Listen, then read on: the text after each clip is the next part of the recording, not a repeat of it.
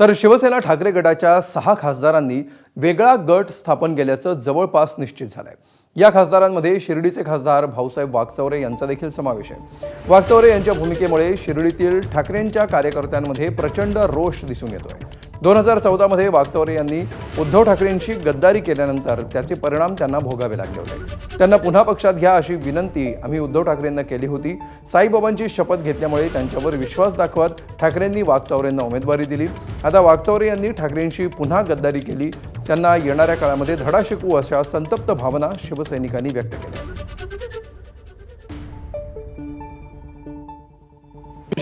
शिवसैनिकांना हात जोडायचं सुद्धा शिकवलंय आणि बाळासाहेब ठाकरेंनी आम्हाला हे पण शिकवून दिली का पायाखाली तुडवायचं, की 100% त्याला आम्ही तुडवल्याशिवाय राहणार नाही। मतदारसंघात तुझ्यात हिंमत असन तर तू कसा बंदोबस्त घे, नाही तर कसा फिरतो तेच बघतो। आता तो शिवसैनिक एकदा माफ करतो, दुसऱ्यांदी करतो, तिसऱ्यांदी करत नाही।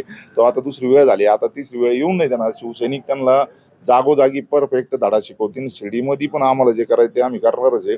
खासदार भाऊसाहेब वागचौरे पुन्हा निवडून तर येणारच नाही, पण दुसरी गोष्ट अशी की या शिर्डीमध्ये आम्ही त्याला पाऊल सुद्धा ठेवून ठेवणार आहे।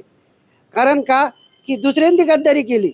एक तर तो कोणाचं कामही करीत नव्हता, गेली 1.5-2 वर्ष खासदार झाला पण त्या शिवसैनिकाच्या कामाला आला नाही, कोणाचे फोन उचलले। मी स्वतः वैयक्तिक माझा कामधंदा सोडून सकाळी 8 ते रात्री 2-2, 3-3 वाजेपर्यंत त्याच्या गाडीमध्ये त्याच्या संघ प्रचार केला। त्याच्यासाठी आम्ही लोकांसंग दुश्मनी घेतल्या, त्याच्यासाठी आम्ही विखे विरुद्ध बोललो, लोखंडे विरुद्ध बोललो। आणि अशा माणसाने आज आमच्या संघ गद्दारी केली, म्हणजे आमचा तळतळाट जे आहे ना हा फार मोठा आहे। आणि आमचा तळतळाट आणि साईबाबाची घेतलेली खोटी शपथ वागचौऱ्याला यापुढे या राजकारणामध्ये शिर्डी लोकसभा मतदारसंघामध्ये 0 स्थान झालेले।